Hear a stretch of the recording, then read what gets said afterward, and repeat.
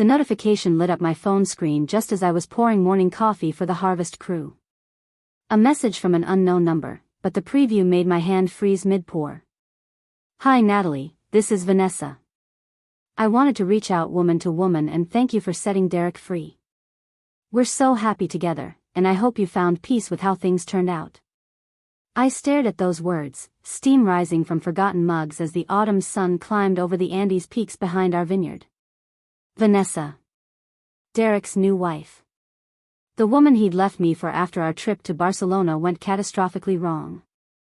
The woman who had no idea that her gratitude was about to shatter the carefully constructed lie she'd been living. My thumb hovered over the screen. 6 months ago, I would have cried. 3 months ago, I might have raged. But standing there in the tasting room of Viñedos del Sol, wearing work boots caked with Argentine soil and a sun-faded shirt that smelled of fermentation and honest sweat, I felt something entirely different. Clarity. And perhaps a touch of poetic justice waiting to unfold. Before we jump back in, tell us where you're tuning in from, and if this story touches you, make sure you're subscribed because tomorrow, I've saved something extra special for you. The fight started over nothing, really. Derek had been drinking since we landed in Barcelona, soaking up the attention from other tourists at our boutique hotel bar. I'd suggested we actually see some of the city we'd spent thousands of dollars to visit rather than getting wasted before noon. His college friends, Tyler and Brad, were there for some reunion nonsense, and I'd been the reluctant plus one to what was clearly meant to be a boys' trip with optional female accessories. "You're always managing me," Derek had hissed outside the Sagrada Familia, his breath sharp with gin even though it was barely 2 in the afternoon. "Always got something to say about what I drink, where I go, who I talk to." I should have recognized the setup. The way Tyler kept glancing at his phone. The way Brad suddenly needed to use the restroom right before Derek suggested I walk back to the hotel alone to cool off. But I was too focused on the familiar script of our arguments, the ones that had been escalating for the past year as Derek's finance career took off and my event planning business became something he referred to as my little hobby. "Fine," I'd said, my own anger flaring hot and righteous. "I'll go back. You 3 have your fun." "Actually," Derek said, and something in his tone made my stomach drop, "why don't you figure out your own way back? You're so independent, so capable. Let's see how you handle things without me smoothing the path." Tyler was already unlocking the rental car they'd gotten that morning, a vehicle I hadn't known existed until that moment. Brad wouldn't meet my eyes as he climbed into the back seat. "Derek, what are you doing?" My voice came out smaller than I intended. "Teaching you a lesson about appreciation," he said, sliding into the passenger seat. "Your purse has your passport, right? Your phone. Then you'll be fine. Maybe this will help you understand what you actually bring to our marriage." The car door slammed. The engine started. And my husband of 7 years drove away with his laughing friends, leaving me standing on a Barcelona side street with tourists flowing around me like water around a stone. I called him immediately. Voicemail. I called again. And again. By the 5th attempt, I realized I'd been blocked. Frantic, I tried Tyler's number. Blocked. Brad's number. Also blocked. The coordination of it made something crack inside my chest. This wasn't a drunken impulse. They'd planned this. Derek had planned this. My hands shook as I opened my banking app. Our joint account showed a balance of $43. Derek had transferred everything to his personal account that morning before we'd even left the hotel. My credit cards, all linked to accounts he managed, had been cancelled. I had €200 in my wallet, my passport, my phone with its rapidly draining battery, and the clothes on my back. The Barcelona police were sympathetic but ultimately unhelpful. Yes, it was terrible that my husband had abandoned me. No, it wasn't technically illegal since he'd left me with identification and some cash. They took a report with the weary efficiency of people who'd seen similar stories too many times. The officer suggested I contact my embassy, and perhaps consider whether this marriage was worth returning to at all.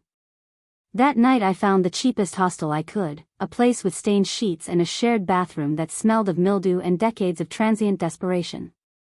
I lay awake listening to strangers snore and laugh through thin walls, my phone clutched to my chest as I refreshed my email obsessively. Surely Derek would send something. An explanation. Even a cruel joke revealing this was just meant to scare me. Nothing came. By morning, I'd constructed elaborate explanations in my mind. He was in an accident. They'd all been arrested.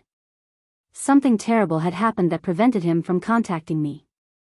But when I finally got through to our hotel using the hostel's Wi-Fi, the front desk confirmed that Derek Brennan had checked out yesterday afternoon with his companions. No, they hadn't left any message for his wife. I spent the second day in a fog of disbelief punctuated by practical panic.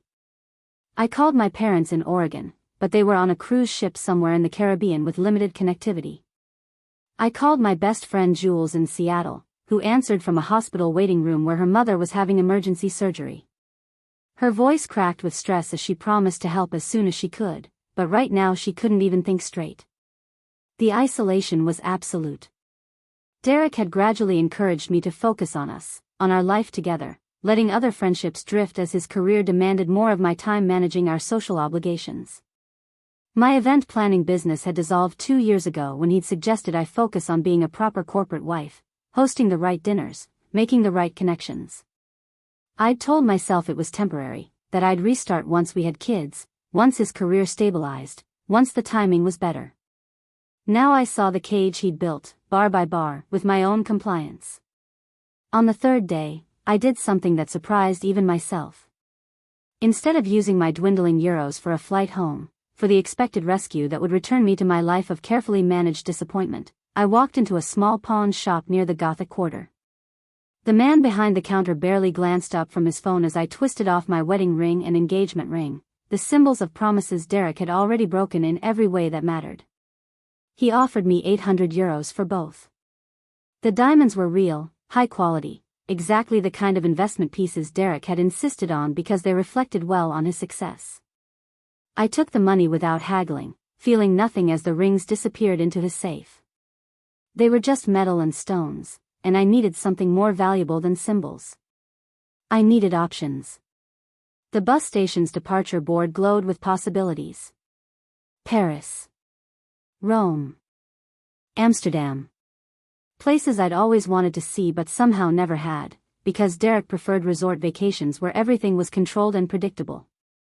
My finger traced down the list of destinations, pausing on names I could barely pronounce. Then I saw it. A route that wound south and west, through Spain and into Portugal, connecting eventually to a ferry that would take me across to Morocco. From there, other buses snaked down through Africa. But one connection caught my eye. A route through Madrid connecting to a flight to Buenos Aires, and from there, buses into the Argentine wine country. Wine country. I'd written my college thesis on sustainable viticulture, back when I'd dreamed of combining event planning with agritourism, creating experiences at vineyards that educated and enchanted.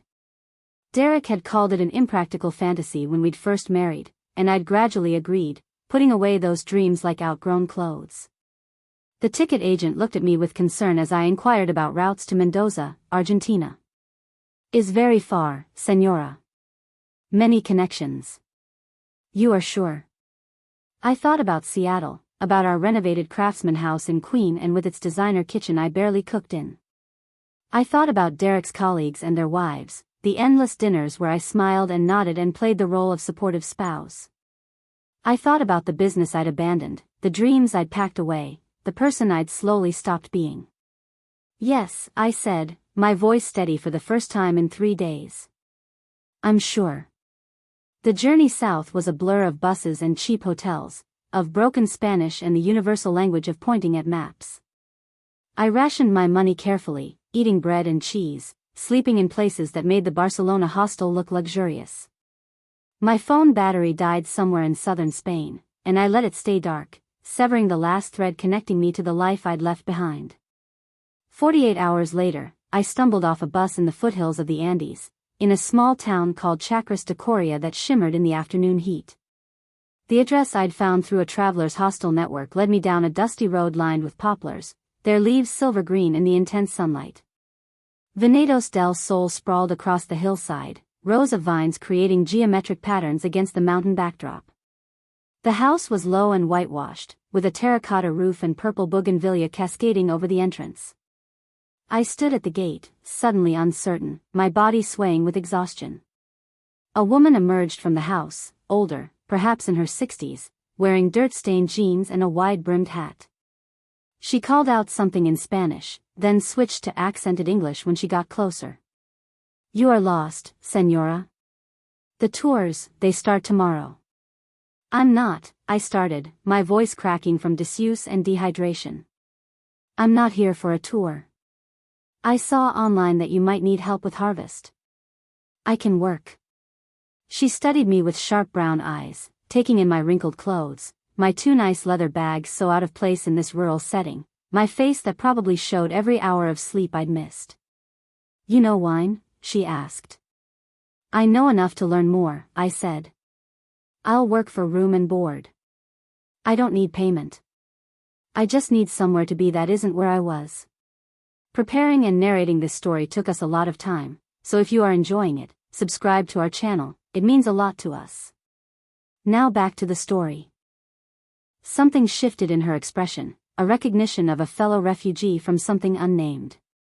She nodded once, decisively. "I am Francesca. Frankie. Come inside before you fall down. We talk after you eat, after you sleep. The vines, they will still be there tomorrow." The kitchen was cool and dim, smelling of garlic and herbs. Frankie sat me at a scarred wooden table and placed food in front of me without ceremony. Fresh bread, tomatoes that tasted like sunshine, cheese that crumbled perfectly on my tongue. I ate mechanically at first, then with increasing hunger, as if my body was waking up to needs I'd been ignoring. A man appeared in the doorway, tall and weathered, with silver hair and the deep tan of someone who lived his life outdoors. Frankie spoke to him rapidly in Spanish, gesturing toward me. He nodded slowly, his gaze kind but assessing. "My husband, Mateo," Frankie said. "He says you have sad eyes but strong hands. Good for the vines. We give you 1 week. You work hard, you learn fast, maybe you stay longer. You waste our time, you leave. Fair?" I nodded, unable to speak around the lump in my throat. Fair was more than I'd gotten from Derek. Fair was everything. They showed me to a small guest cottage behind the main house, a single room with a bed, a desk, and a window overlooking the vineyards.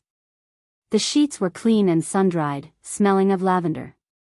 I collapsed onto the bed still fully clothed and slept for 14 hours straight, dreamless and deep. When I woke, the sun was already high. Panic gripped me until I remembered where I was, why I was here. Through the window, I could see workers moving through the vine rows, their movements practiced and efficient. I'd promised to work, and I'd already slept away half a day. I found Frankie in the processing shed, a cavernous building that smelled of fermentation and oak. She looked up from a clipboard and smiled slightly.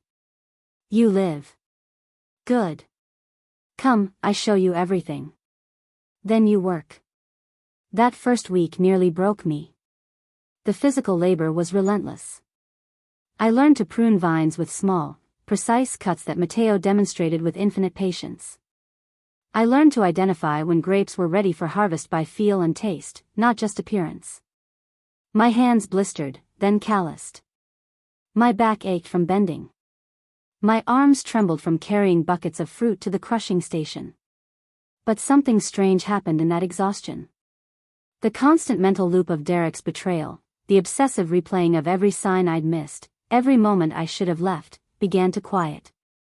My mind, occupied with immediate physical demands, had less space for circular grief. Frankie watched me constantly those first days, correcting my technique, testing whether I'd quit when things got difficult. On the 5th day, as we sorted grapes under the afternoon sun, she spoke without looking at me. "The man who brought you here, to this place so far from your home. He was your husband?" I nodded, not trusting my voice. "He hurt you?" He left me, I said quietly. In Barcelona. Drove away like I was trash he was tired of carrying. Frankie's hand stilled over the grapes. And you did not go home to family? To friends? I didn't want to explain, I admitted. Didn't want to hear that they'd seen it coming. Didn't want to return to being the person I was, the person who let herself become so small. She nodded slowly, resuming her sorting. My daughter, Isabella. She lives in California now. Married to a tech man, very successful. She sends pictures of her big house, her nice car. But her eyes, they are like yours were when you arrived. Empty behind the smile. We worked in silence for a while, the only sound the soft thud of grapes hitting the sorting bins. You can stay, Frankie said finally. Not 1 week. Stay through harvest. Learn the whole process. We pay you proper wage, not just room and board. At the end, you decide what comes next. But you decide, Nadia Moss. Nobody else. That night, I finally charged my phone using an adapter Mateo found in a drawer. The screen came alive with notifications. 63 missed calls from Derek, concentrated in the first 2 days after Barcelona, then nothing. A string of text messages that began apologetic and grew increasingly angry, each one a masterclass in gaslighting. Babe, come on, I was drunk, it was a stupid joke. You're really going to make this into a huge thing? So dramatic. I'm back in Seattle. Where are you? Your parents are worried sick. Stop being childish and call me. Fine. If you want space, take your space. But you're making a mistake throwing away what we have over a drunken afternoon. The final message was from 4 days ago. I've moved on, Natalie. I hope you find whatever you're looking for. I almost laughed. Moved on. As if I'd been the one holding him back, not the other way around.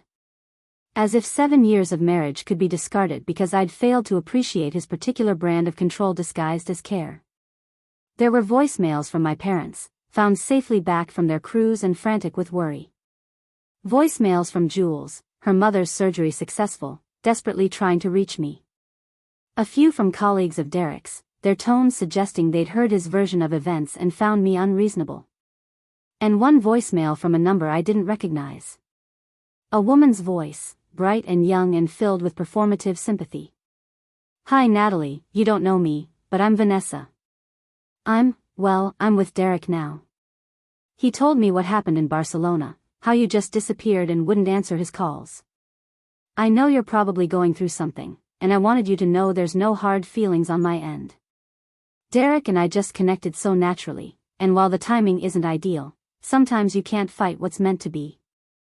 I hope you're okay, and I hope you can find it in your heart to be happy for us. The audacity of it struck me breathless. How quickly Derek had found consolation. How thoroughly he'd rewritten the narrative, casting himself as the abandoned husband rather than the abandoner. And this Vanessa, so confident in her prize, reaching out to the ex-wife with magnanimous pity. I should have been devastated. Instead, I felt oddly freed. Derek hadn't just left me in Barcelona. He'd already left our marriage, probably long before Spain.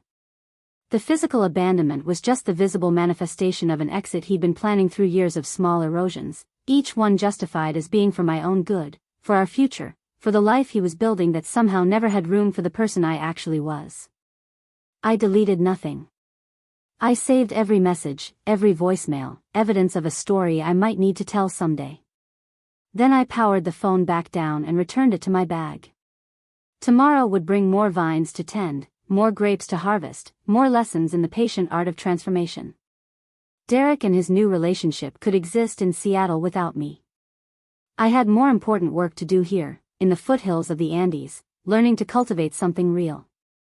The harvest season consumed every waking hour, leaving no space for dwelling on what I'd left behind. Frankie woke me before dawn each morning, her knock on the cottage door gentle but insistent.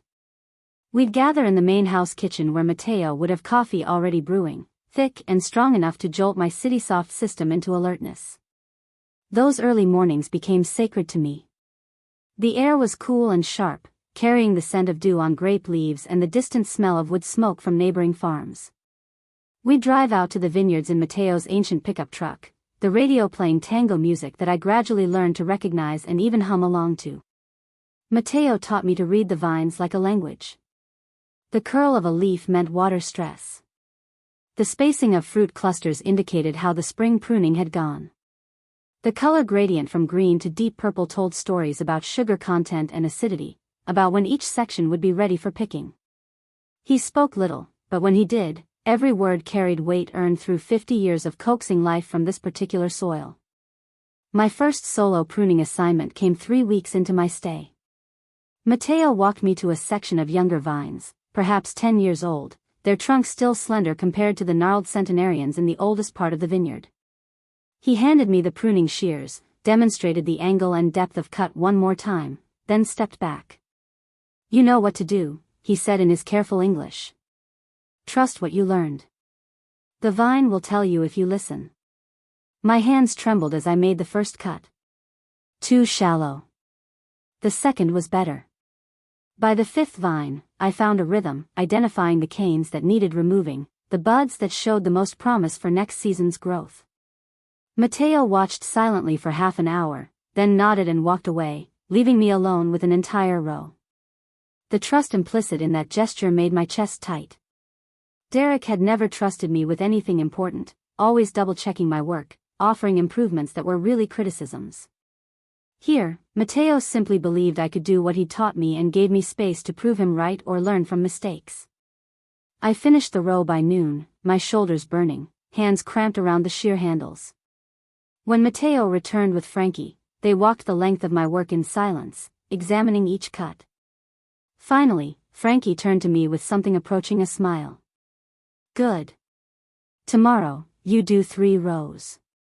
The wine education happened in fragments, stolen moments between labor. Frankie would pull me into the barrel room during afternoon breaks, teaching me to use the thief, the long glass tube that extracted samples from aging wine. She'd pour tiny amounts into glasses and make me taste, describe, compare. "What do you smell?" she'd demand. At first, I could only say wine, feeling foolish and inadequate. But she was patient in the way only someone who'd taught this 1,000 times could be. She'd hold her own glass up to the light filtering through the cellar's small windows and begin. "I smell cherry. Black cherry, not the bright red kind. I smell something earthy, like the dust after rain. A little bit of tobacco, maybe some leather. Now you try again." Slowly, my nose learned to separate the components, my vocabulary expanding beyond simple good or bad. I began to understand wine as a living record of the year that made it, the soil it grew in, the decisions the winemaker had made at crucial moments. Each bottle was a story, and learning to read those stories felt like recovering a language I'd once known but forgotten. The physical transformation happened without my noticing at first. Clothes that had fit snugly in Barcelona began to hang loose, then fall off entirely. Frankie took me to the market in town, to a stall run by a woman named Pilar who sold handwoven cotton shirts and sturdy work pants. Pilar looked me up and down with an artist's eye, pulling garments from her carefully organized inventory. "You are getting strong," she said in English better than Frankie's. "I can see it in how you stand now. Balanced. Rooted." I caught my reflection in a mirror hanging at the back of her stall and barely recognized myself. My skin had bronzed from hours under the Argentine sun despite Frankie's constant nagging about wearing hats. My hair, which I'd kept in a careful shoulder-length style for years because Derek preferred it that way, had grown wild and sun-streaked, usually pulled back in a careless bun. My arms showed definition I'd never achieved in Seattle gyms, muscles earned through real work rather than aesthetic exercise. But the biggest change was in my face. The permanent tension I'd carried around my jaw had softened. My eyes, which had looked tired and wary in every photo from the past few years, now held something different. Not happiness exactly, but perhaps the possibility of it. Pilar became an unexpected friend, one of several I acquired as the weeks turned into months. She owned a small gallery in addition to her market stall, showcasing local artists and her own ceramic work. On Sundays, my one day off, she'd invite me to the gallery where a rotating cast of women would gather to drink mate and share the week's stories. These women ranged from their 30s to their 70s, artists and farmers and teachers and shop owners. They spoke a rapid mix of Spanish and English, switching languages mid-sentence, patient with my stumbling attempts to keep up. They asked about Seattle, about my life before, but never with the prying insistence that would have made me uncomfortable. When I deflected, they allowed it, filling the spaces with their own stories instead. Through them, I learned about the community I'd landed in. The families who'd farmed this land for generations, watching their children leave for Buenos Aires or abroad, wondering who would carry on the traditions. The younger people who were returning, bringing new ideas about organic certification and wine tourism, sometimes clashing with the old ways. The delicate economics of small producers competing against massive corporate vineyards. Pilar told me her own story one afternoon as we sat in her gallery surrounded by her work, beautiful bowls and vases in earth tones that seemed to capture the very essence of the landscape. She'd been married young to a man from Buenos Aires, moved to the capital to support his career in banking, spent 15 years hosting his colleagues and suppressing her artistic ambitions because they seemed frivolous compared to his important work. One day I was arranging flowers for another dinner party, she said, turning a small cup in her hands, and I realized I could not remember the last time I had made something with my own hands. Not cooked food that would be eaten and forgotten, but created something that would last. I left him the next week. My family thought I was crazy. His family said I was selfish. But I came back here, to where I grew up, and I learned ceramics from old Senora Dominguez before she died. Now I cannot imagine any other life. Her story resonated in my bones. The slow erasure of self in service to someone else's vision. The moment of recognition when you realized you'd become a supporting character in your own life. The courage it took to choose differently, even when everyone said you were making a mistake. As autumn deepened toward winter, my role at the vineyard expanded beyond manual labor. Frankie began teaching me the business side, pulling me into her cluttered office to review their records. Their system was chaotic, a mixture of handwritten ledgers, scattered receipts, and a computer spreadsheet that hadn't been properly updated in months. Mateo, he understands the vines, Frankie explained with a sigh. I understand the wine.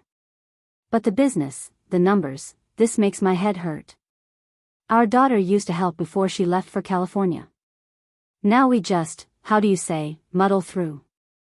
I recognized an opportunity to contribute beyond physical labor, to use skills from my previous life in this new context. With Frankie's permission, I spent evenings reorganizing their financial records, creating a system that tracked expenses and income by varietal and vintage. I researched Argentine wine export regulations and discovered they were eligible for organic certification they'd never pursued because the paperwork seemed overwhelming. This could increase your wholesale price by 30%, I told Frankie one evening, showing her the market research I'd compiled. Yes, there's an application process and annual inspections, but you're already farming organically. You just need the documentation. Frankie stared at the papers, then at me. You know how to do this? I know how to figure things out, I said. And I know how to present information in a way that makes sense to officials. It was half of what I did in event planning, dealing with permits and regulations. She squeezed my shoulder, her grip surprisingly strong. You are not just labor anymore, Natalie. You are investment in our future. We talked to Mateo, we discussed partnership. Small percentage, but real ownership. You earn this. The offer stunned me into silence. Partnership meant permanence, commitment, a future that extended beyond the harvest season.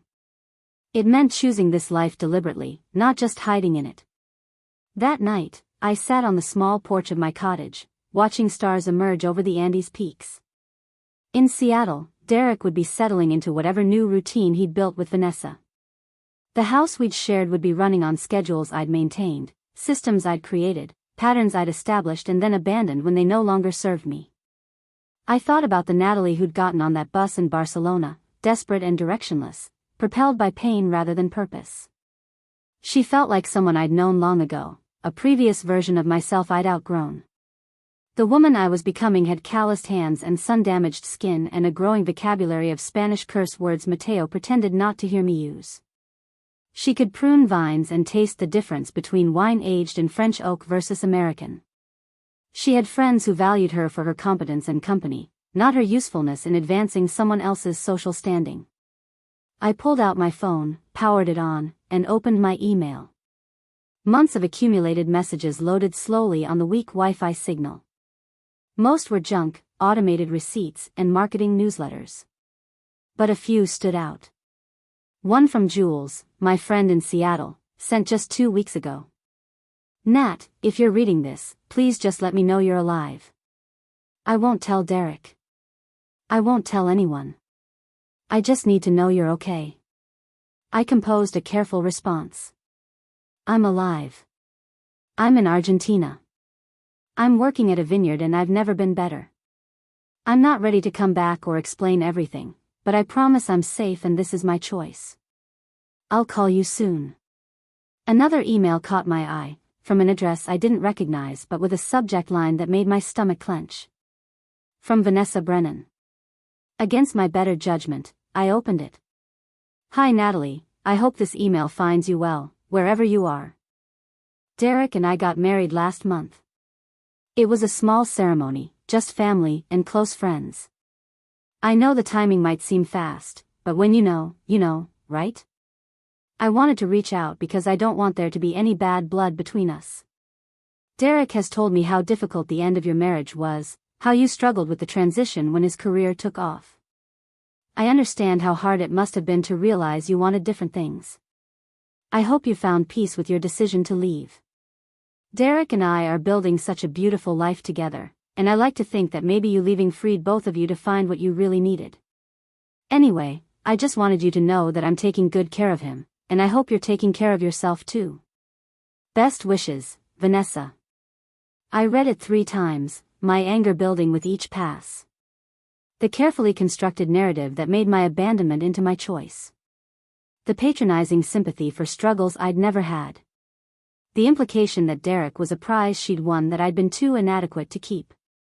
And married. He'd married her within months of Barcelona, which meant he'd probably filed for divorce while I was still figuring out how to use a great press. But beneath the anger, something else stirred. Curiosity about what Vanessa actually knew versus what Derek had told her. And a growing sense that she deserved to know the truth, not for my sake, but for hers. I saved the email without responding. Whatever reply it deserved required more thought than I could give it at nearly midnight after a day of pruning and barrel sampling. The winter months brought different work. With the grapes harvested and the wine aging in barrels, our focus shifted to maintenance and preparation. Mateo taught me vine grafting, the delicate process of joining rootstock with desired varietals. We repaired trellises damaged by the weight of the harvest. We hauled compost from the bins behind the barn, spreading it between rows to enrich the soil for the next growing season. Frankie used the slower pace to teach me wine blending, pulling samples from different barrels and mixing them in various proportions. This Malbec was too tannic on its own, but balanced beautifully with 15% of the softer Merlot from the south-facing slope. This Cabernet Sauvignon needed just a touch of Petit Verdot to add complexity to the finish. Blending is marriage, Frankie said as we worked. Each wine brings something, gives up something, becomes more together than alone. But only if the partnership is balanced. If one dominates too much, the blend suffers. Everyone can taste the imbalance. I thought about my marriage to Derek, how quickly it had become imbalanced, my contributions gradually erased until I was just a prop in his production. There had been no blending, only subsumption. By the time spring arrived, bringing new growth to the vines and tourists to the wine region, I'd become integral to the vineyard's operations. I managed our tasting room on weekends, guiding visitors through flights of our wines, telling the story of the land and the family who'd tended it for 3 generations. My Spanish had improved to conversational, helped by the patient tutoring of Pilar and the other women who'd adopted me into their circle. Frankie and Mateo made their partnership offer official, drawing up papers with Lucia Mendoza, the family attorney in the nearby town. 10% ownership in exchange for sweat equity already invested and commitment to stay through 2 more harvest cycles. It was generous beyond what I deserved, and I told them so. You bring fresh eyes, Matteo said in his quiet way. You see possibilities we are too old or too tired to imagine. The organic certification, the website redesign, the virtual tasting events for international customers. These ideas, they come from understanding both worlds. You are bridge between what we were and what we can become. I signed the papers with hands that no longer trembled, writing my name next to theirs with a sense of rightness I'd never felt signing my marriage certificate. That evening, Pilar threw a celebration at her gallery, inviting the entire community. Someone brought a guitar, someone else brought empanadas, and the small space filled with music and laughter and the clinking of wine glasses. These people who'd been strangers 8 months ago now felt like family, chosen rather than inherited, bound by affection rather than obligation. Santiago Cruz, the wine export consultant who'd been helping me navigate the certification process, raised his glass in a toast. To Natalie, who came to us lost and stayed to find herself. May your roots grow as deep as the oldest vines. Everyone drank, and I blinked back tears, overwhelmed by the acceptance and belonging I'd found in this unexpected place. Later, walking back to the vineyard under stars so bright they seemed close enough to touch, I thought about Vanessa's email again. She'd reached out twice now, first with that voicemail months ago, then with the email about her wedding.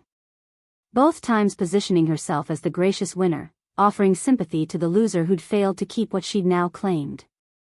But what did she actually have? A man who'd abandoned his wife in a foreign country as a joke. A man who could rewrite history to make himself the victim. A man who needed someone small enough to make him feel large. I pulled out my phone and opened my photo gallery. Months of images scrolled past. Me laughing with Frankie over a barrel sample that had turned to vinegar. Me covered in grape juice during the pressing, looking exhausted and exhilarated.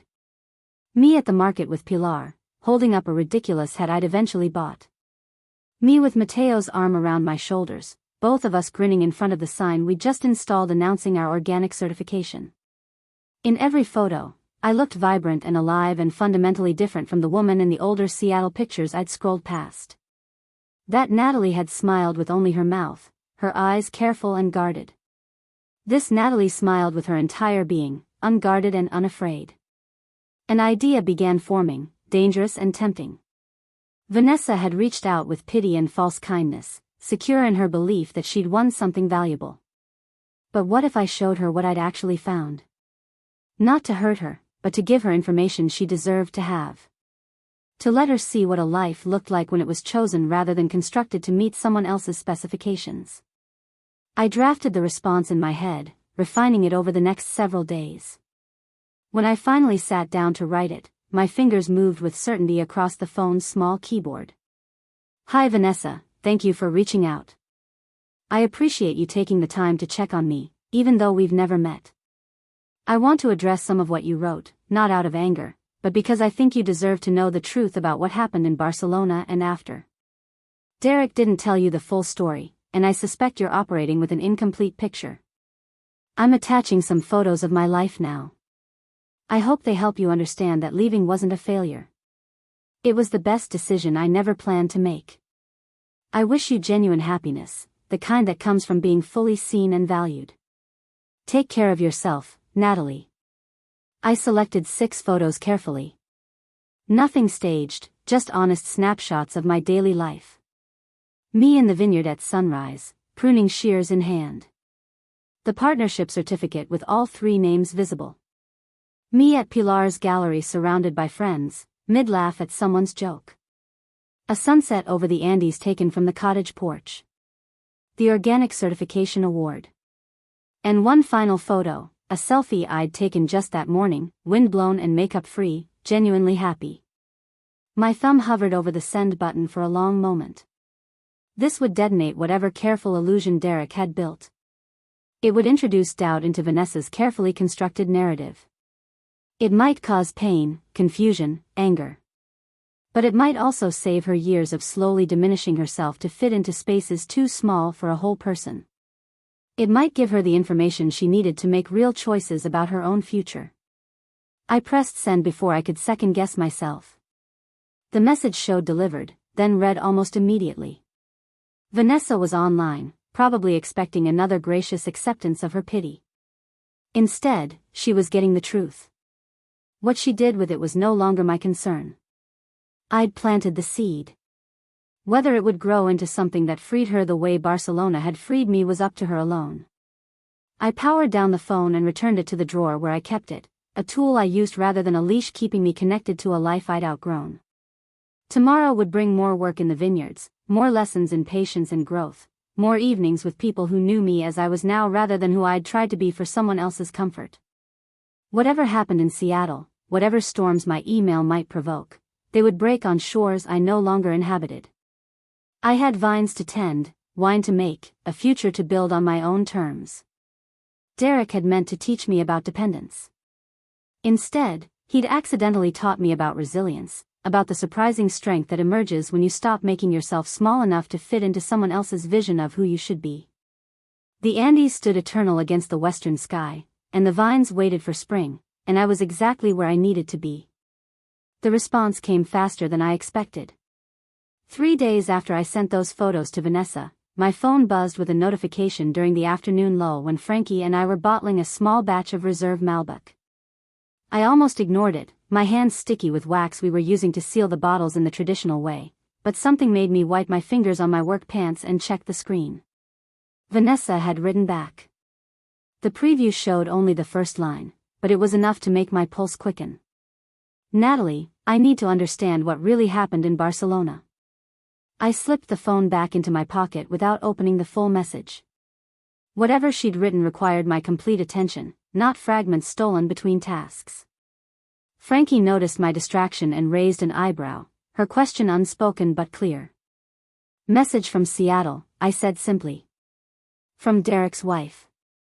Frankie made a small noise of understanding, neither approval nor disapproval, just acknowledgement that the past had reached forward into the present.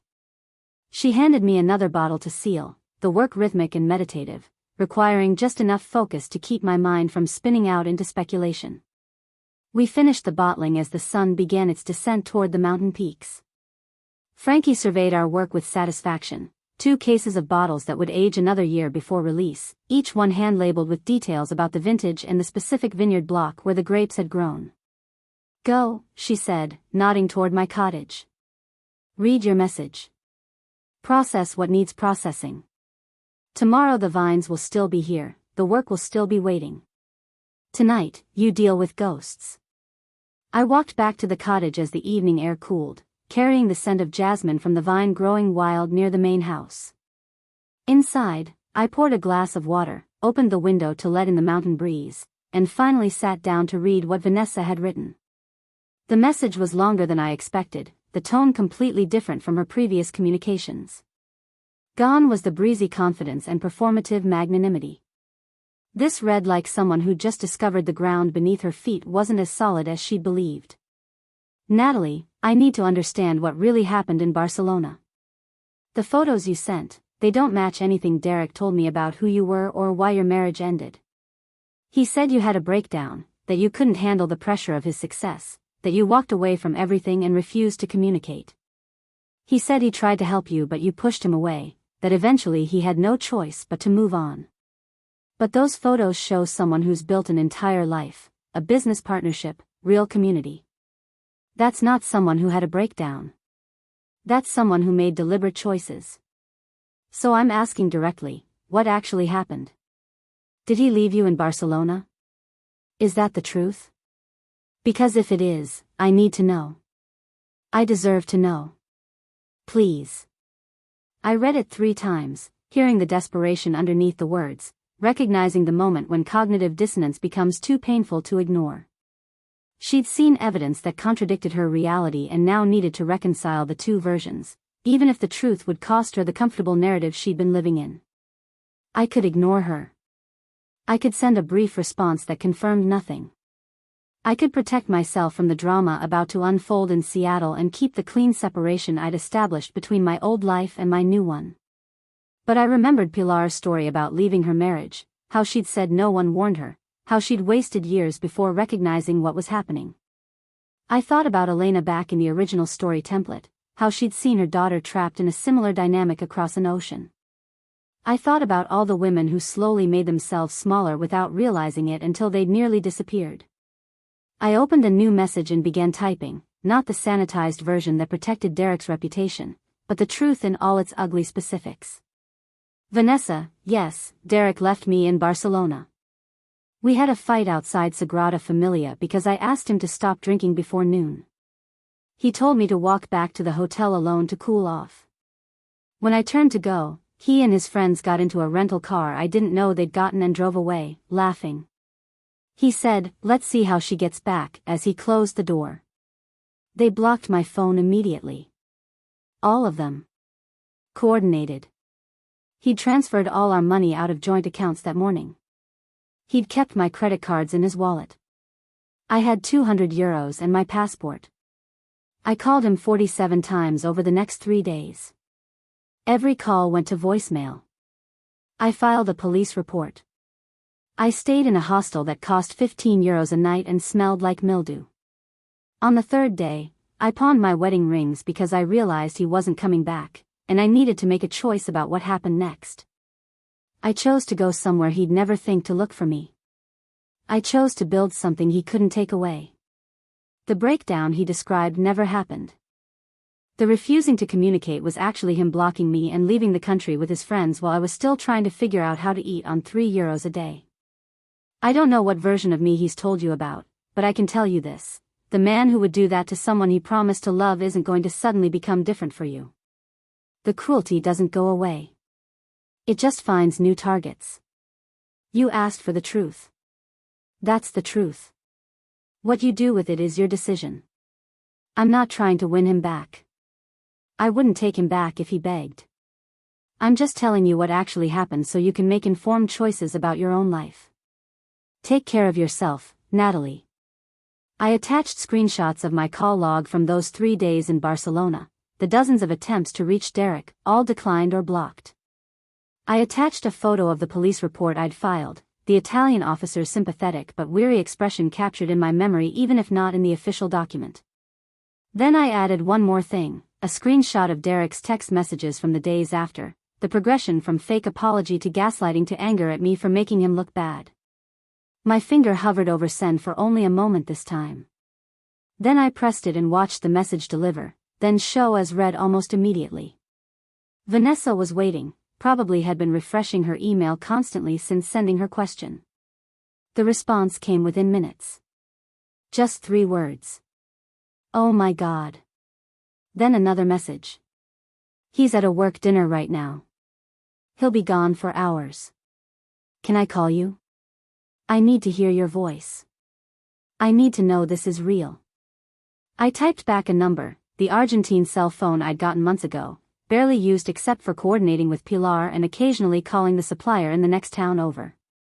Then I waited, my heart rate elevated, wondering if I was about to make everything more complicated or if I was doing what needed to be done. The phone rang within 30 seconds. I answered, and Vanessa's voice came through, higher and younger than I'd expected, with an edge of panic that made her sound even more vulnerable. Natalie? Is this really you? It's really me, I said, my own voice strange in my ears speaking English after months of mostly Spanish. I need you to tell me everything, she said. From the beginning. Please. I need to know if I made the biggest mistake of my life. So I told her. Not the edited version designed to protect anyone's feelings, but the whole story. The gradual erosion of my independence during our marriage.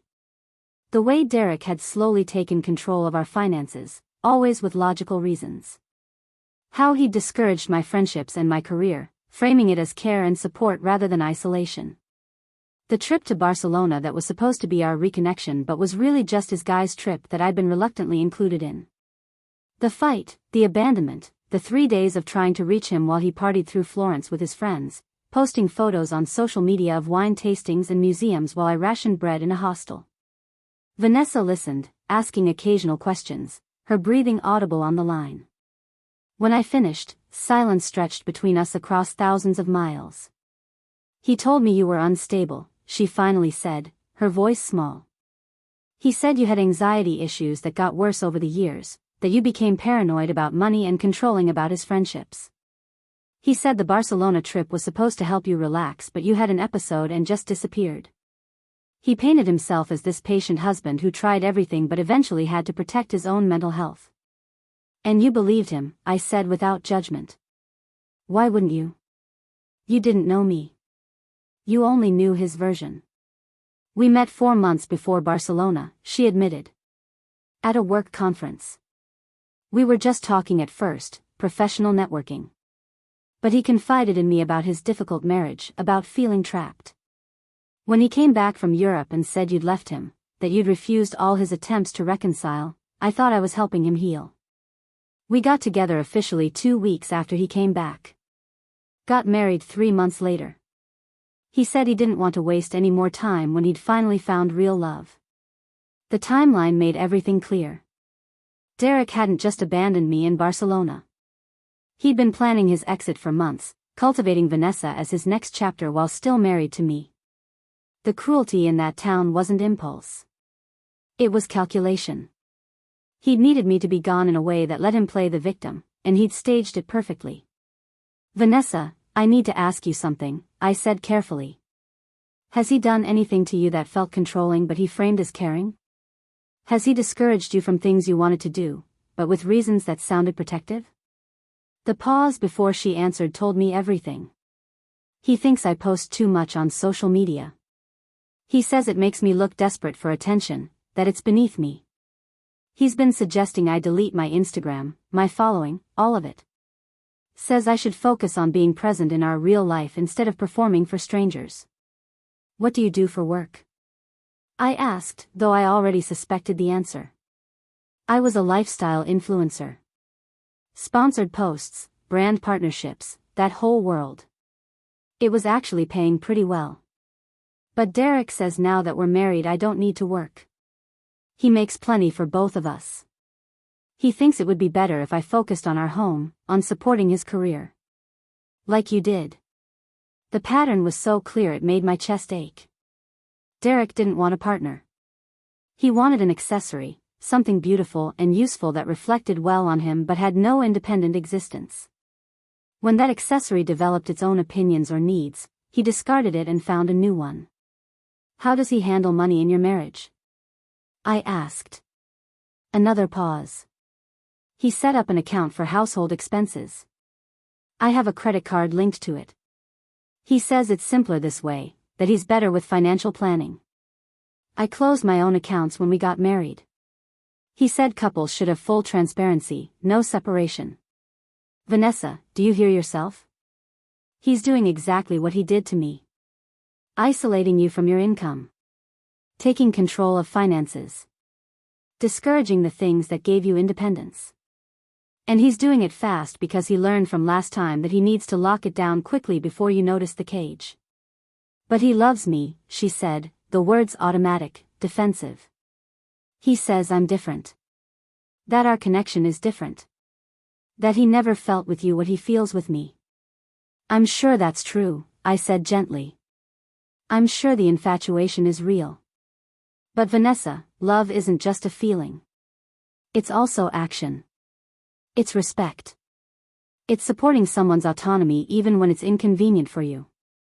Does Derek do those things? She started crying then, soft sobs that she tried to muffle. I waited, listening to her process what she was beginning to see clearly for the first time. What do I do? She finally asked. We've been married 4 months. Everyone thinks we're perfect together. His parents love me. My parents think I finally found stability. If I leave now, everyone will think I'm crazy. They'll believe whatever he says about me. Maybe they will, I acknowledged. Derek is very good at controlling narratives. But Vanessa, the question isn't what everyone else will think. The question is whether you can live with slowly erasing yourself to maintain his illusion of perfection. Because that's what's coming. I can see it already starting in everything you've told me. The social media he wants you to quit. The income he's convinced you to give up. The financial control he's established.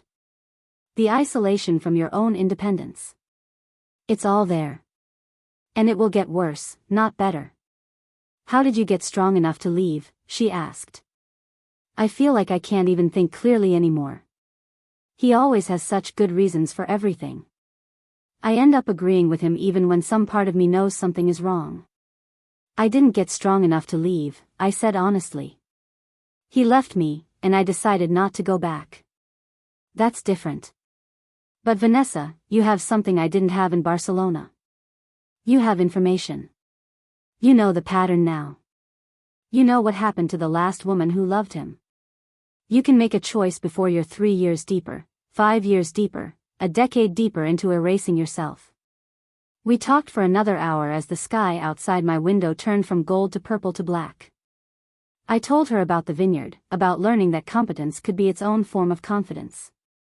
About how physical work that produced tangible results had rebuilt something in me that years of performing the role of corporate wife had eroded.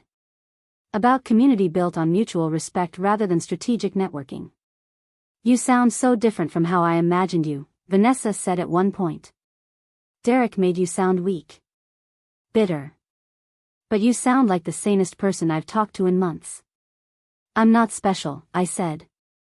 I just had the advantage of being forced to rebuild from nothing. It clarifies things. You don't have to wait for that kind of crisis to make changes.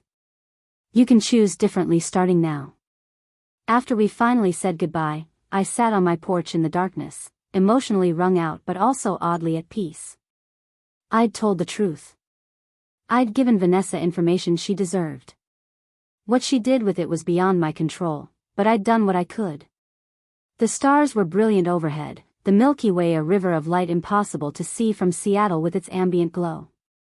I thought about Derek in some restaurant, charming colleagues and clients, secure in his belief that his past was buried and his present was under control.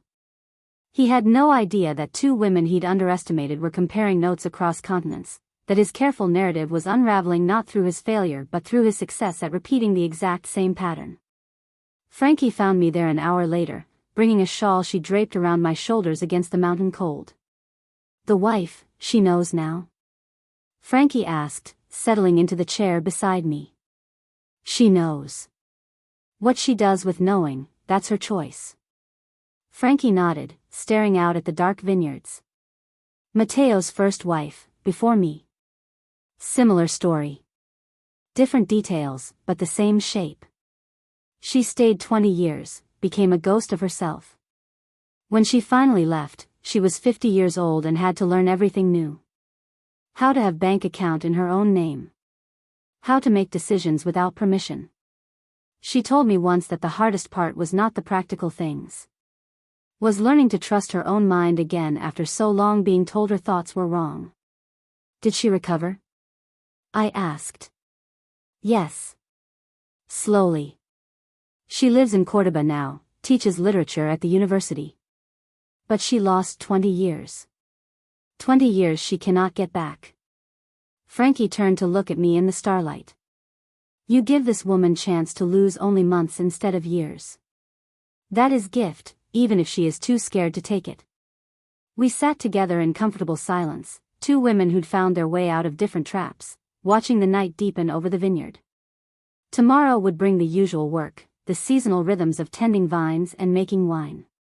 But tonight was for bearing witness, for acknowledging that sometimes the most radical thing you could do was tell the truth and trust someone else to be strong enough to hear it. My phone buzzed one more time before I went to bed. A message from Vanessa. Just 4 words this time, but they carried the weight of a decision not yet fully formed but beginning to take shape. Thank you for telling me. I didn't respond. There was nothing more to say. The seed had been planted. Whether it would take root and grow into the courage she needed to save herself, only time would tell. I'd done my part. The rest was up to her. 3 weeks passed with no further contact from Vanessa, and I allowed myself to believe the conversation had been an isolated incident, a moment of doubt she'd soothed away with Derek's reassurances. Life at the vineyard continued its seasonal progression. We were in the lead up to the next harvest, the vines heavy with fruit that Mateo monitored daily, waiting for the precise moment of optimal ripeness. I'd started leading some of the wine tours myself, my Spanish now fluent enough to tell the story of the vineyard and the Delgado family's 3 generations of winemaking. Tourists seemed to enjoy my perspective, the outsider who'd fallen in love with this particular piece of land and chosen to root herself here. Several asked how I'd ended up in Argentina, and I developed a brief version that satisfied curiosity without revealing too much. I came for a visit and never left, usually sufficed. Pilar and I had begun collaborating on wine tourism packages that paired her gallery visits with our tastings, creating half-day experiences that showcased the artistic and agricultural heart of the region. The first few trials had gone well, and we were planning to officially launch the partnership next month. I was in the middle of updating our website with the new offerings when my phone rang. Jules, calling from Seattle. We'd reconnected over email in recent months, but actual phone calls were rare given the time difference and our different schedules. Nat, she said when I answered, her voice urgent. Have you talked to Derek's new wife recently? My stomach dropped. Not in about 3 weeks. Why? Because she just filed for divorce. Like, 2 days ago. And Derek is losing his mind. He's been calling everyone trying to figure out if you're behind it somehow. He's telling people you've been harassing Vanessa, poisoning her against him. It's getting ugly. I closed my laptop, my full attention on the call now. What exactly is he saying? That you can't let go. That you've been stalking them through social media and sending Vanessa manipulative messages designed to destroy their marriage. He showed some of our mutual friends an email chain, but he'd conveniently left out whatever Vanessa had written to you first. Made it look like you'd reached out unprovoked. She contacted me, I said. Twice. First to tell me she'd married Derek and thank me for setting him free. Then again asking what really happened in Barcelona. I told her the truth. That's all. I know, Jules said. I believe you. But Derek has always been good at making himself look like the victim. He's got half of Seattle convinced you're the bitter ex who can't handle that he moved on. Let them think whatever they want, I said, surprised by how little I cared. I'm not in Seattle. Their opinions don't affect my life. But Nat, he's talking about taking legal action. Restraining orders, harassment charges, I don't know what all. He's spinning this into you being some kind of dangerous obsessive. I felt a flash of anger, not at the accusations but at the audacity.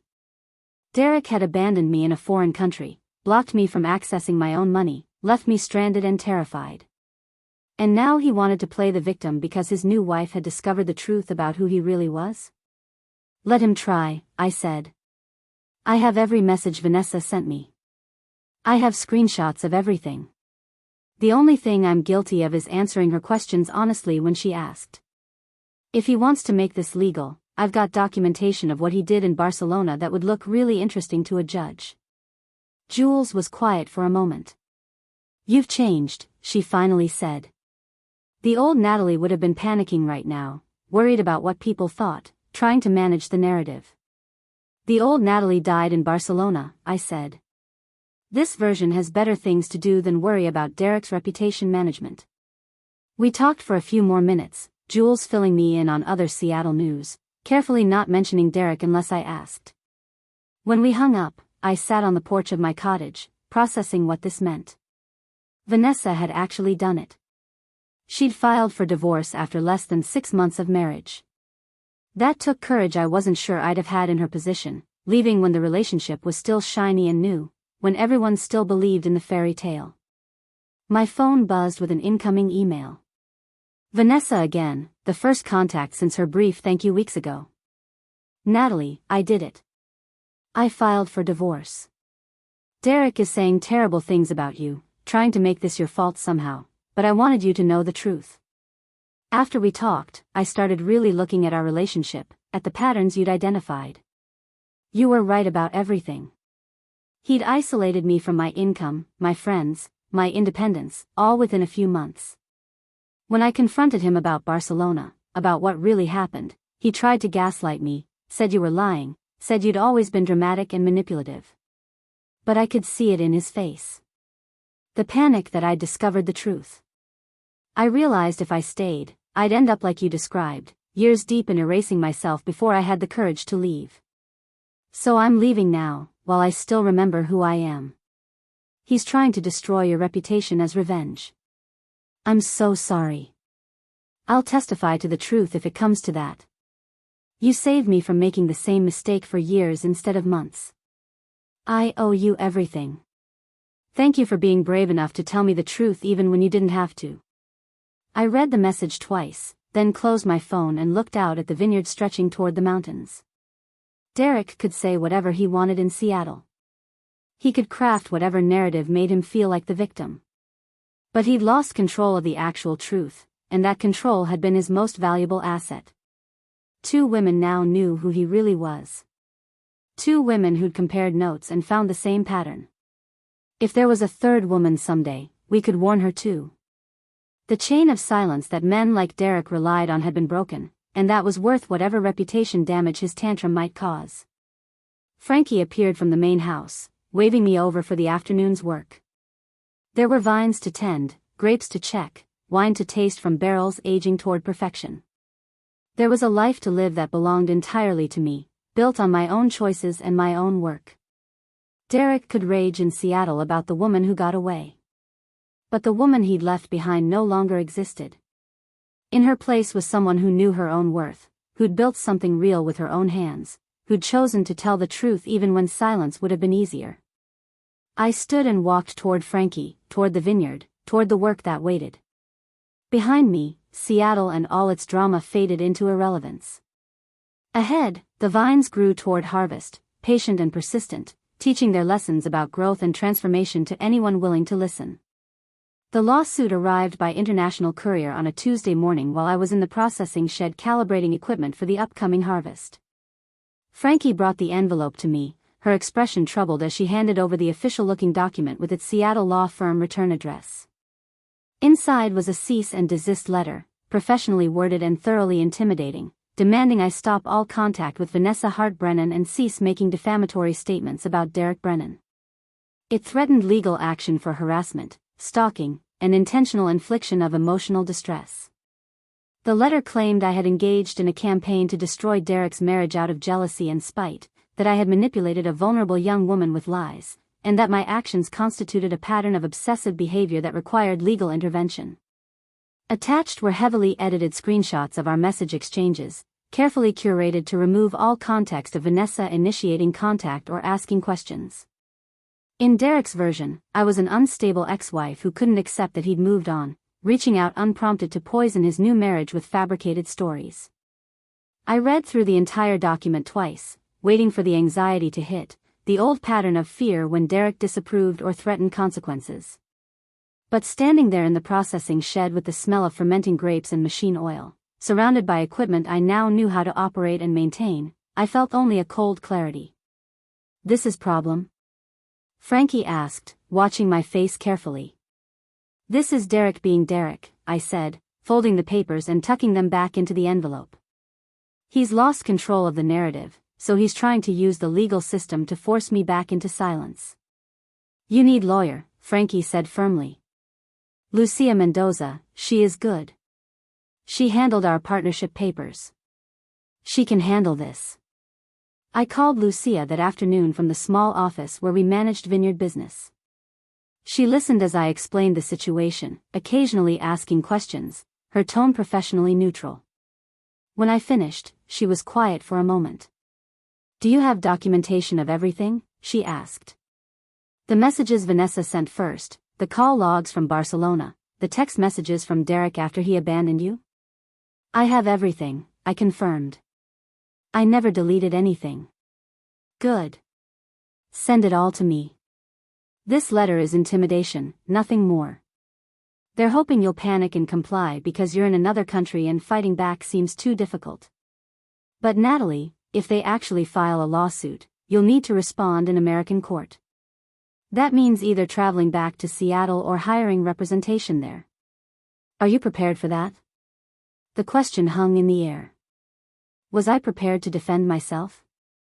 To potentially fly back to the place I'd fled, to face Derek in a courtroom, to have every detail of my marriage and its ending examined by strangers? Yes, I said, surprising myself with the certainty in my voice. If it comes to that, yes. I'm not doing what he wants just because he's making threats. Not anymore. Lucia made a satisfied sound. Then we respond appropriately. I'll draft a letter explaining that you were responding to inquiries from his wife, that you have documentation proving his abandonment in Barcelona constituted a legitimate reason for divorce, and that any further harassment from his legal team will result in counterclaims for his actual behavior. We'll see if they really want everything exposed in court proceedings or if this is just bluster designed to silence you. Over the next week, as we finalized preparations for harvest, I forwarded everything to Lucia. Screenshots of Vanessa's initial contact, both the voicemail and the email. The full message thread showing her questions and my responses. Call logs from Barcelona showing my attempts to reach Derek. His text messages showing the progression from fake apology to gaslighting. Photos of the police report. Even my bank statements showing the sudden transfer of funds that left me with nothing. Lucia compiled it into a response that was professional but devastating in its clarity. She laid out the timeline of Derek's abandonment, Vanessa's initiation of contact, and the factual nature of my responses. She included a note that should Derek wish to pursue legal action, we would be happy to provide testimony and documentation about his behavior to any court that requested it, and that we suspected a judge might find his abandonment of his wife in a foreign country to be relevant context for understanding why his second wife might have questions about his character.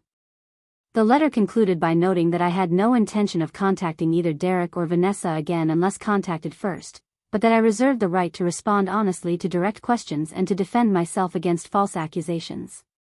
It was measured, factual, and completely unintimidated. You think this will work? I asked Lucia when she showed me the draft. I think Derek is a bully who's used to getting his way through intimidation, she said. Bullies generally back down when someone stands up to them, especially when that someone has documentation of their actual behavior. He doesn't want his abandonment of you in Barcelona to become public record any more than you want to spend time in court. This letter reminds him that if he pushes, the truth comes out in ways he can't control. She was right. 2 weeks after her response was sent, Derek's lawyers went silent. No lawsuit was filed. No further threats arrived. Jules reported through email that Derek had stopped talking about me entirely in Seattle, had apparently moved on to other grievances and other targets for his perpetual victim narrative. The silence felt like victory, though a hollow one. I defended myself successfully, but the fact that I'd needed to defend against lies about behavior that never happened felt like yet another violation. Derek couldn't hurt me directly anymore, so he tried to hurt me through reputation, through legal intimidation, through the tools men like him always used when they lost physical or financial control. But he'd failed. I was still here, still free, still building a life he couldn't touch. Harvest arrived with its familiar intensity, the urgency of picking grapes at precisely the right moment overriding everything else. We hired temporary workers from the village, people I now knew by name, whose families had worked these harvests for generations. I moved among them not as the foreign outsider I'd been a year ago, but as part of the operation, making decisions about which sections to pick when, consulting with Mateo about weather forecasts and sugar levels. Pilar came to help with the sorting, bringing several of her artist friends who were happy to trade labor for wine and good company. The work was hard and hot and sticky, but there was joy in it, the satisfaction of bringing in a good crop after a year of careful tending. On the third day of harvest, as we broke for lunch under the shade of the old pergola, Pilar handed me her phone with a social media post pulled up. I didn't recognize the account at first, but then I saw the username and realized it was Vanessa's. She'd apparently reactivated her Instagram, the one Derek had convinced her to abandon. The post was a photo of Vanessa in workout clothes, sweaty and grinning, clearly mid-run. The caption read, "Took some time away from social media while I figured some things out. I'm back now, on my own terms, rebuilding a life that's actually mine. To the women who told me the truth when I needed to hear it, thank you. To the women still working up the courage to leave situations that are slowly erasing them, you're stronger than you know. The life waiting on the other side of fear is worth it." Comments poured in beneath the post, hundreds of them, a mixture of confused friends asking what had happened and supportive strangers celebrating her apparent transformation. Several comments were from women sharing their own stories of leaving controlling relationships, of rebuilding, of discovering strength they didn't know they possessed. "She is okay," Pilar said, watching my face as I read. "The young wife. She is going to be okay." I handed back the phone, my throat tight with unexpected emotion. Vanessa was going to be okay. She'd gotten out early, before years of accumulated compromise had made her forget who she'd been before Derek. She was rebuilding, publicly and unapologetically, refusing to hide in shame about a marriage that had failed because of his behavior, not hers. "Yes," I agreed. "She's going to be fine." That evening, after the day's harvest was sorted and processed, I sat on my porch with a glass of our previous year's Malbec, watching the sun set behind the Andes peaks. My phone showed a new message, another email from Vanessa. "Natalie, I saw that Derek tried to sue you. I'm so sorry. I offered to testify on your behalf if it came to that, to tell the truth about who initiated contact and why. Thank God he backed down. I wanted you to know that I've started a blog about my experience. Not using real names, but talking about the patterns of control, the red flags I missed, the moment I realized I needed to leave. Women are reaching out to me saying they recognize their own relationships in what I'm describing. Some are leaving. Some are just starting to see clearly for the first time. I don't know if I'd have had the courage to leave without you telling me the truth. So I'm trying to pay that forward, to be for other women what you were for me. I hope your vineyard is thriving. I hope you're happy. You deserve all the peace and success in the world. With gratitude, Vanessa." I didn't respond immediately. Instead, I sat with the message, with the strange circular journey that had brought us both from Derek's orbit into our own separate freedoms. He'd tried to destroy us both in different ways, and instead we'd found our way to destroying the power he'd held over our narratives. The next morning, I finally wrote back. "Vanessa, I'm glad you're helping other women see the patterns.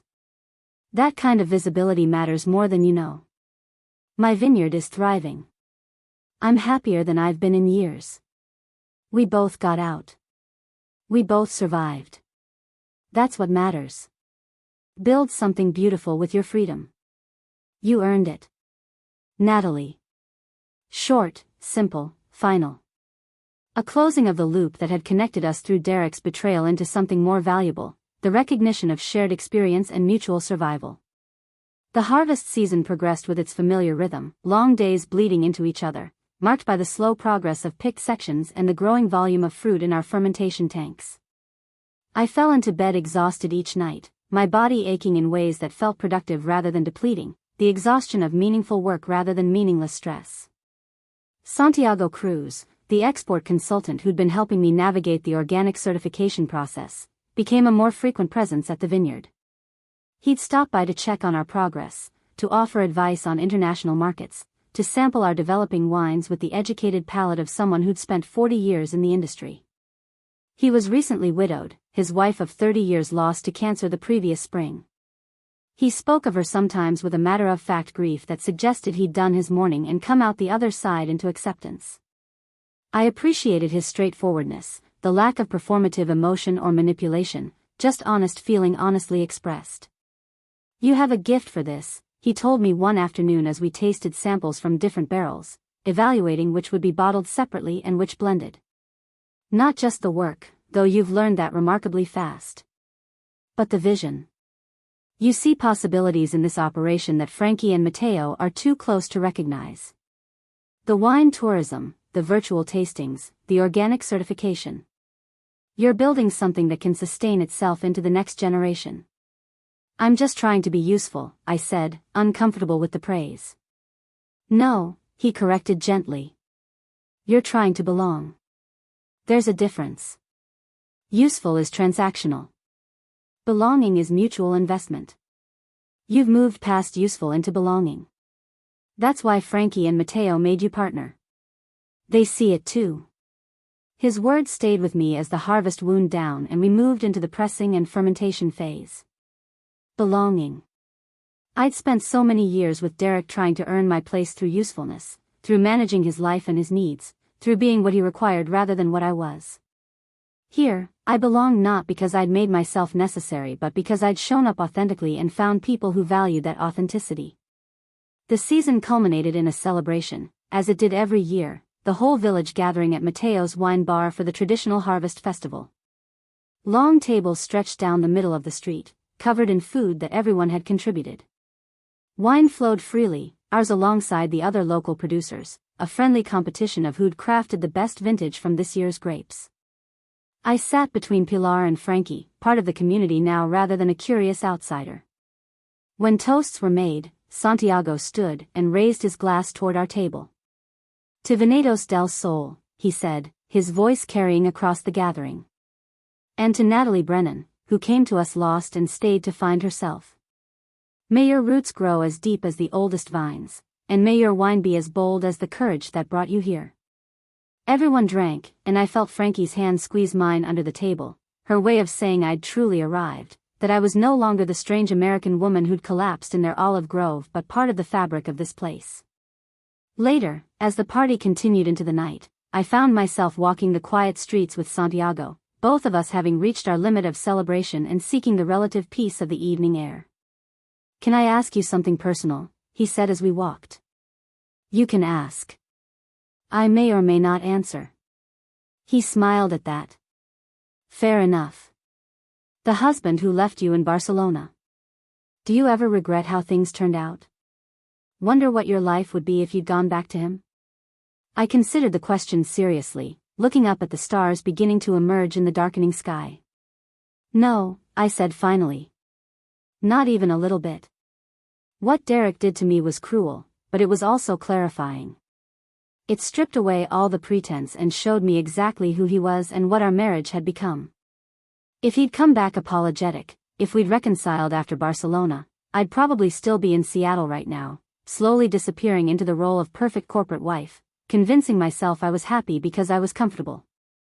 The abandonment was a gift, even though it didn't feel like one at the time. It forced me to make choices I'd been too afraid to make otherwise. "And the new wife?" Santiago asked. "The one who reached out to you? Do you think she'll be okay?" "I think she'll be better than okay," I said. "She got out early. She recognized the pattern before it could fully trap her. That takes more courage than people realize, to leave something when it's still shiny and new, when everyone is telling you you're making a mistake. She's going to be fine." We walked in comfortable silence for a while, the sounds of the festival fading behind us as we moved toward the edge of the village where the vineyards began. "You've built something remarkable here," Santiago said eventually.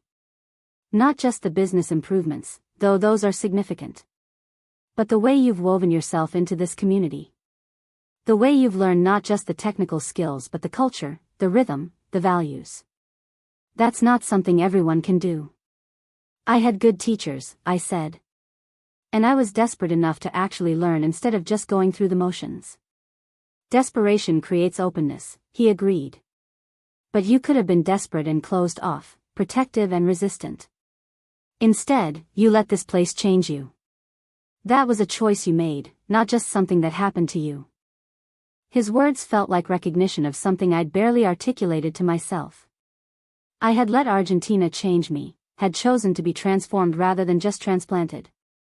I'd learned the language and the work and the customs not as a tourist passing through but as someone committing to a place and a people. We reached the edge of Viñedos del Sol, the neat rows of vines stretching up the hillside in the moonlight. My cottage sat dark in the distance, a small structure that had become more home to me than the designer house in Seattle had ever been. "Thank you," I said to Santiago. "For seeing that.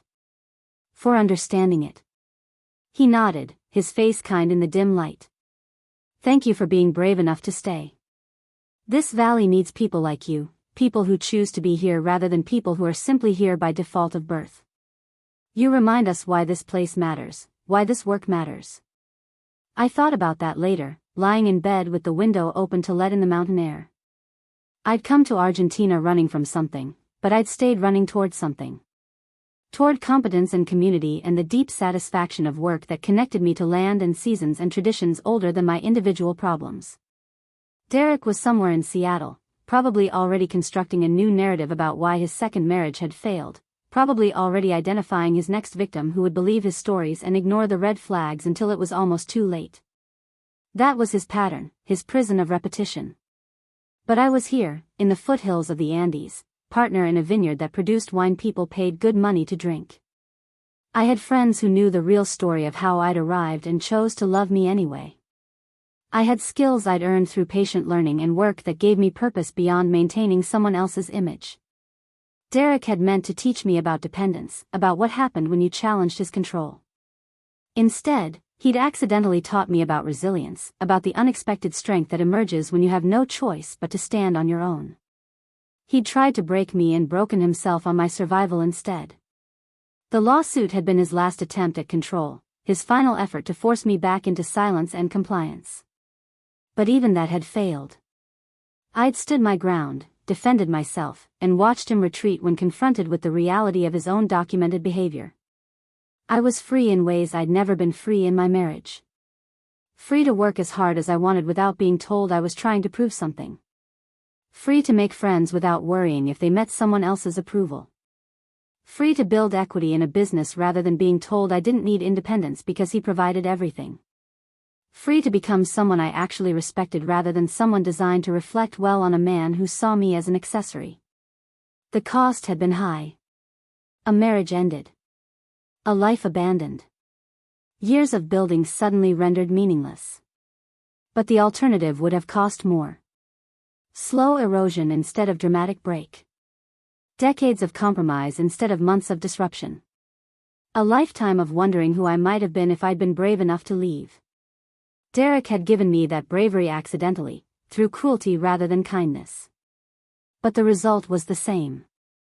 I was free, I was whole, and I was building something that belonged entirely to me. Tomorrow would bring more work in the vineyard, more wine to tend, more tourists to educate about the terroir and tradition of this particular hillside. Santiago would probably stop by with new export opportunities to discuss. Pilar would text about the next gallery event. Frankie would wake me before dawn with coffee and the day's plan. It was a good life. A real life. A life I'd chosen by refusing to return to the one that had been chosen for me. Derek could keep Seattle and whatever new perfect life he was constructing. I had the Andes, the vines, the work that made me stronger, and the freedom that came from knowing I'd survived his worst and come out better for it. That was victory enough for me.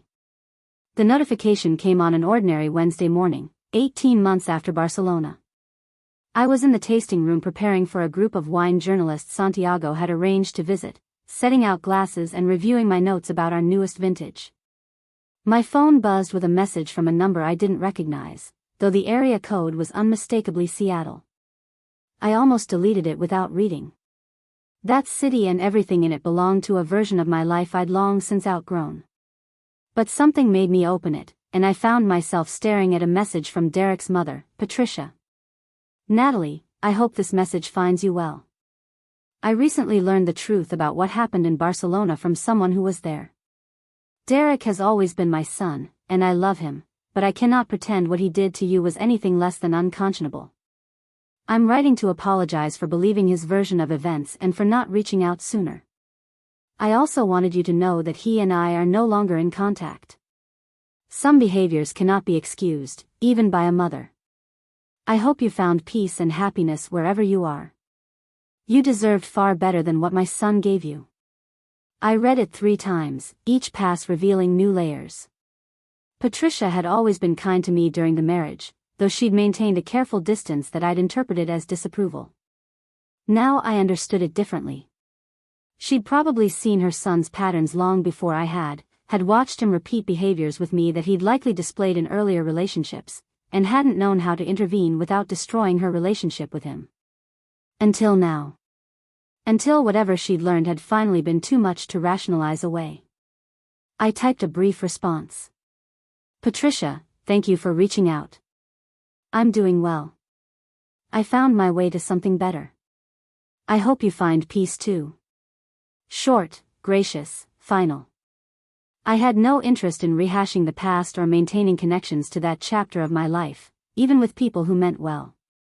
The wine journalists arrived an hour later, a group of 5 from various international publications. I guided them through our vineyard, explaining our organic practices and the unique characteristics of our terroir. In the tasting room, I poured samples of our reserve Malbec, watching their faces as they assessed the color, the nose, the complexity of flavors that came from vines planted 70 years ago by Mateo's father. One of the journalists, a woman from a prestigious French wine magazine, asked me how I'd ended up here. I gave my practiced response about falling in love with the region and the work, about finding purpose in the intersection of tradition and innovation. She nodded, satisfied, but her eyes suggested she recognized there was more to the story than I was sharing. After they left, full of praise for our wines and promises of favorable coverage, Frankie found me cleaning glasses in the tasting room. She'd been quiet all morning, hovering in the background during the tour, and I could tell something was on her mind. Mateo and we talked last night, she began, settling onto one of the stools at the bar. We are getting old. 72, 75. We cannot do this work much longer. Maybe 3 more years, maybe 5 if we are lucky.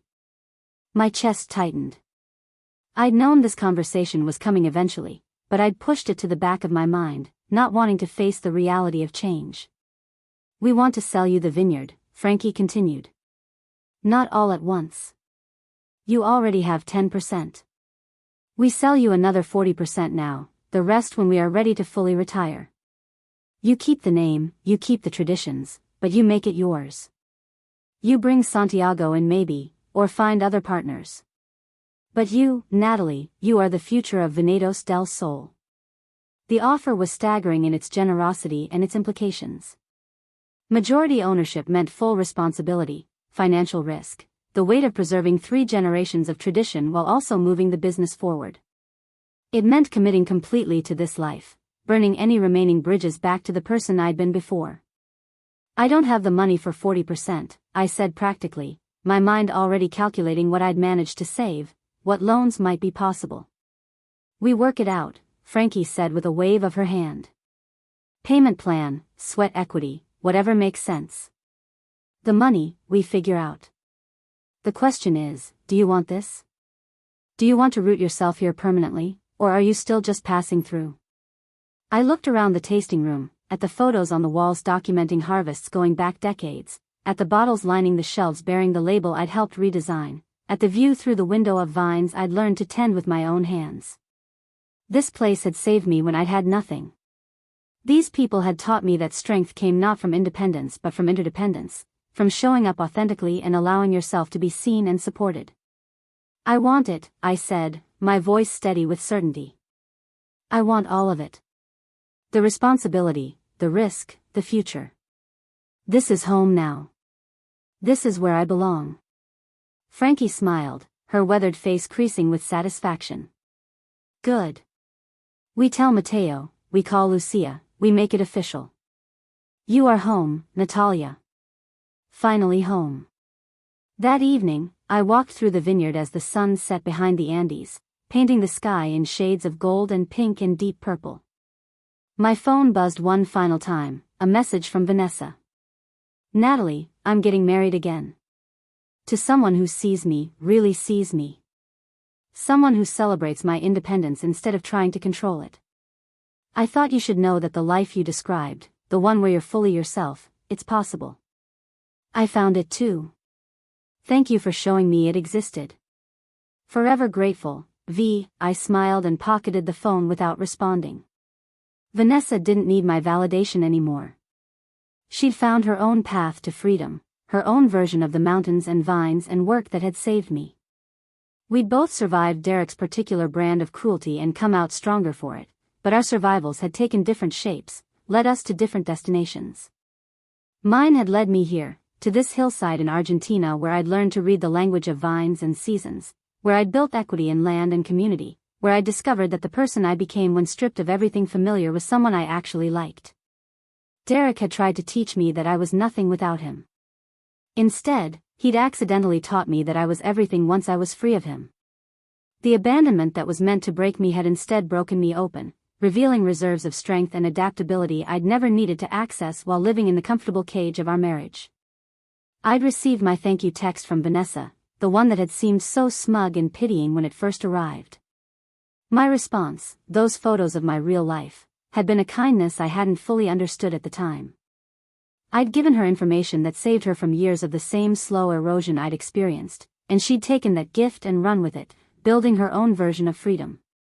Now Derek was alone with his patterns, probably already selecting his next victim, already crafting the narrative that would make him the hero and everyone else the villain. But his power had limits now. 2 women knew the truth. 2 women had compared notes and escaped. The chain of silence was broken. I turned back toward the cottage, toward Frankie and Mateo's house where lights glowed warm in the gathering darkness, toward the community that had adopted me and the work that had transformed me. Tomorrow would bring negotiations with Lucia about the ownership transfer, conversations with Santiago about expanding our export markets, decisions about the future of a vineyard that was becoming mine not through inheritance but through choice. Derek's cruelty had inadvertently set me free. Vanessa's question had given me the chance to free someone else. And now we were both building lives that belonged entirely to ourselves, rooted in truth rather than performance, strength rather than compliance. That was the real victory. Not revenge, not even justice, but simply this, the freedom to become who we actually were, without apology or permission. The freedom to build something real with our own hands and call it home. Up next, you've got 2 more standout stories right on your screen. If this one hit the mark, you won't want to pass these up. Just click and check them out.